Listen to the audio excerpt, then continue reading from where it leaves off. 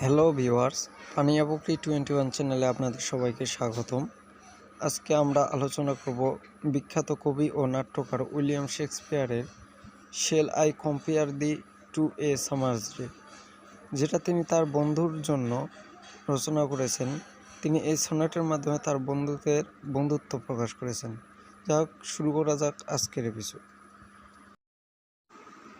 William Shakespeare তিনি 26/4/1564 সালে ইংল্যান্ডের স্ট্যাফোর্ড আপন এভনে জন্মগ্রহণ করেন এবং 23/4/1616 সালে একই জায়গায় মৃত্যুবরণ করেন।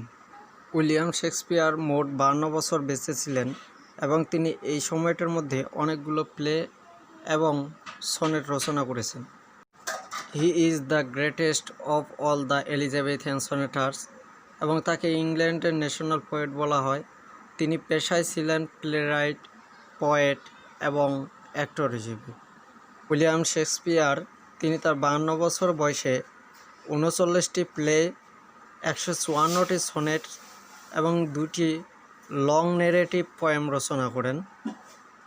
তার এই বিখ্যাত সনেটটি 1609 সালে পাবলিশড হয় এবং এই সনেটের মধ্যে টোটাল লাইন আছে 14টি লাইনকে তিনি 4টি স্তম্ভ বা ভার্সে বিভক্ত করেছেন। Shall I compare thee to a summer's day, তার এই বিখ্যাত সনেট কবিতাটি সনেট নাম্বার 18 এবং এটির রাইম স্কিম হচ্ছে AB AB CD CD EF EF G G. এই কবিতাটির থিম হচ্ছে love and beauty, death and immortality.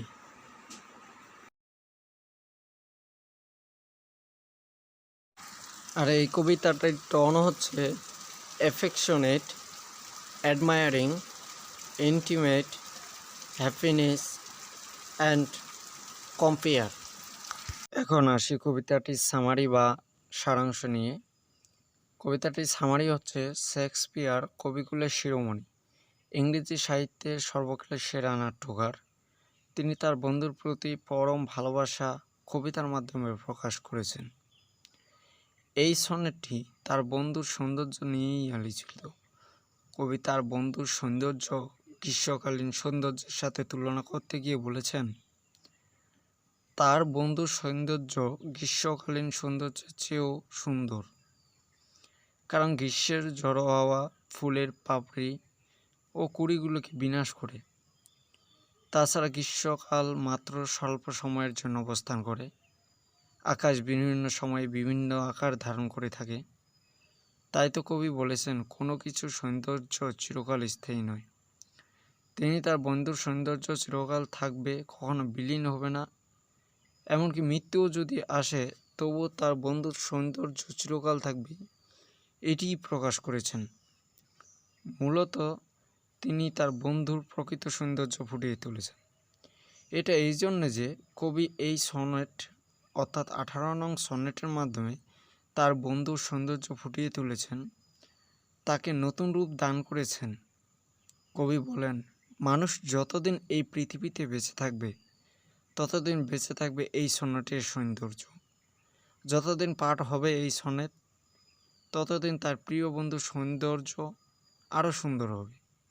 কবি তার বন্ধুর সৌন্দর্য চিরস্থায়ী রূপ দান করেছেন এই shall I compare thee to a summer's day এই সনেট কবিতাটির মাধ্যমেই। এই সনেট কবিতার মাধ্যমেই তিনি তার বন্ধুর সৌন্দর্য অন্যান্য সব কিছু সৌন্দর্য থেকেই শ্রেষ্ঠত্ব দান করেছেন। কারণ অন্যান্য সৌন্দর্য সব কিছুই ধ্বংসশীল, সব কিছুই বিলীন হয়ে যাবে, নষ্ট হয়ে যাবে। কবি গ্রীষ্মের সাথে অর্থাৎ ব্রিটেনের বসন্তকালের সাথে তার বন্ধুর সৌন্দর্যকে তুলনা করবে বলে ভাব প্রকাশ করেছেন যে, শেল আই কম্পেয়ার দি, আমি কি তোমাকে তুলনা করব টু এ সামার্স ডে, একটি গ্রীষ্মকালীন দিনের সাথে। অর্থাৎ কবি তার বন্ধুর সৌন্দর্য এতই সুন্দরভাবে ফুটিয়ে তুলেছেন যে গ্রীষ্মকালীন সৌন্দর্য, যেটি ব্রিটেনের মধ্যে সবচেয়ে বেশি সুন্দরতম দিনের মধ্যে একটি, কিন্তু এই গ্রীষ্মকালীন সৌন্দর্যের থেকেও তার বন্ধুর সৌন্দর্য সবচেয়ে বেশি। এটি কবি তিনি প্রকাশ করেছেন। আর এটাই হলো এই কবিতার মূল সারাংশ বা সামারি।